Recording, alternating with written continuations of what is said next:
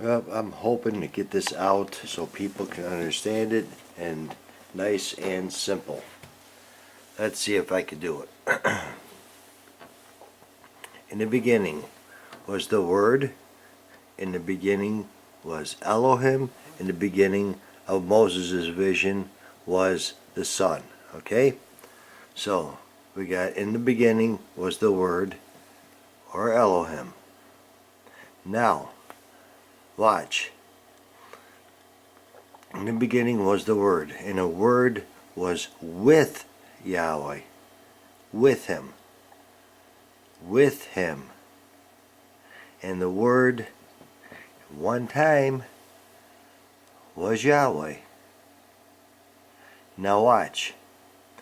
In the beginning was the skull. The skull was with the sperm cell and the egg, and the skull at one time was the sperm cell and the egg before it got together. That's how that works. That's Romans 1:19 and 20. That's how that works. Now the Word becomes flesh. I don't know of anything in the creation that does that, including rain. Because the rain, you got a compound of three substances. Okay, it's a compound of three substances that's bound together, just as the tabernacle's got three compartments, just like the three substances that are bound together. Okay, now in order for you to see the rain, it's got to go through what? Dirt or dust. So the H2O that is a compound is picking up dust. In other words, it's in the dust or in the flesh. So just as Elohim is, it comes, see, Dr. Kelly had the thing where in the 58 video where it says that, see, the creation comes forth from Elohim, okay, the abdominal region of Elohim, as a child is born, because the woman carries a child in the abdominal region and then gives birth through the abdominal region. Okay, the head comes first, which is this, then the rest of the body. Now, watch where I'm coming from with this, because you got the head here, and then the rest of the body comes forth from that, making it offspring of the head. Elohim is right here. Okay, now this came from the abdominal region of Elohim, and see, all throughout here. Okay, and this here is all threefold. Why is it threefold? Because Elohim is threefold. Because the tabernacle is threefold. Very simple. You can't take out the three and just say it's all one. You just can't do that. That's not how He works. He works with threefold. All the way from beginning to end. He works threefold. Prove that one out. Look at the very beginning. Look up the word substance. It's essence, it's nature, and it's material. That's how Yahweh is made up of. Okay, that's what Elohim is made up of, and that's what the creation is made up of. Only this here is emphasized spirit, this is emphasized soul, this is emphasized body. Okay? Very simple. Now, Peter, who do you say that I am? You are Yahshua, the Son of the living El, or the Son of the Word. He calls Yahshua offspring. Then Yahshua comes back and says, Peter, my Father in heaven is the one that revealed that to you. So if the Father is going to reveal that Yahshua is the Son of the living El, what is our problem? Okay? To me, it's as simple as could be, and a child can understand it. Now, no man can do the stuff that you do, Yahshua, except for Elohim, or the Word, be in you, or with you, not become flesh.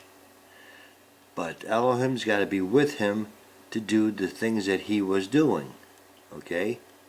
So it was Father and Son all the way. And the Father was in him, and he was in the Father. Very super simple, this stuff. If you can't get it, just think on it. Because it's all Romans 1:19-20. So all this creation does is reflect those principles. That's all it does. Now, as for the Word becoming flesh, I can't find that no place but in the book. No place. Okay? Why? Because, see, I am saying words. And my words are not becoming flesh. In other words, I can say, well, there's a boat in the living room. But there's no boat in the living room because my words can't become flesh. It's really that simple. Now, over here, see now, in the beginning of Moses' vision was the Word. The Word was with Yahweh, and the Word was Yahweh. Now at one time, Yahweh was alone and by himself. Then a little tiny bit of him, okay, took on this shape and form, which he calls offspring or the Word or Son. He's the one that calls it. I am not going to argue with him. If you want to call Elohim Yahweh, be my guest. But according to the skull and according to everything else, this was offspring of Yahweh. Now he says, hey, my Father gave me all power in heaven and on earth. Why would he give himself all power in heaven and on earth if that was him? I don't know. That doesn't make any sense to me. But he's given me all power. He's given me everything. And I do what my Father does. He created Elohim, so he's going to be creating, Elohim's going to be creating the heavens and the earth. Why? Because the heavens and the earth were in Elohim, just as it's in us. We have astrocytes and dendrites, heaven and earth. Okay? Now, this stuff is so simple. See, he created the Word. That's in the book of Revelations. As the parents come together to create a child, then the Word created the flesh, or Yahshua.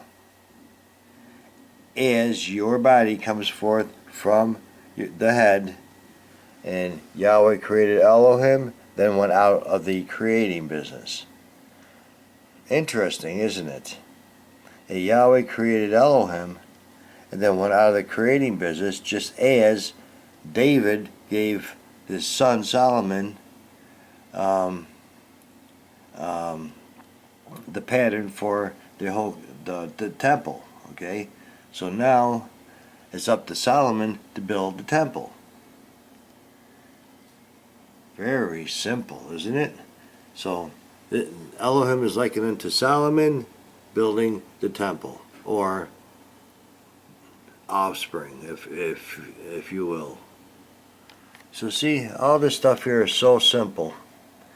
And, well, oh no, you're looking at the Trinity because you're separating them. No, you got a false interpretation of the Trinity. You really do. Because, see, God the Father in the Trinity is just a male. And then all of a sudden, how does just the male create a son without a female? Don't understand that part. And then how does the son, where did the Holy Spirit come from? It's a dove. So the whole thing doesn't make any sense with the Trinity. Okay, so when you say, well, divide up, you better know what you're dividing up. Because you got the antediluvian, the post-diluvian, and the present kingdom age. Is all three one age? No. So, we better just stop and think of what we're preaching. Okay, everything is divided into threes because that's how he works. Okay? Yeah, I know the nature. Well, let me put it to you this way. The offspring's got the same nature as the son, which makes it like the parents. The sons are like their parents. As soon as they come out, they're like their parents.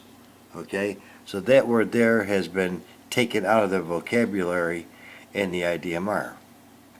So, I think I'm done with this for right now. If you have any questions, don't hesitate. Or if you have a healthy debate, don't hesitate. Okay? Bye.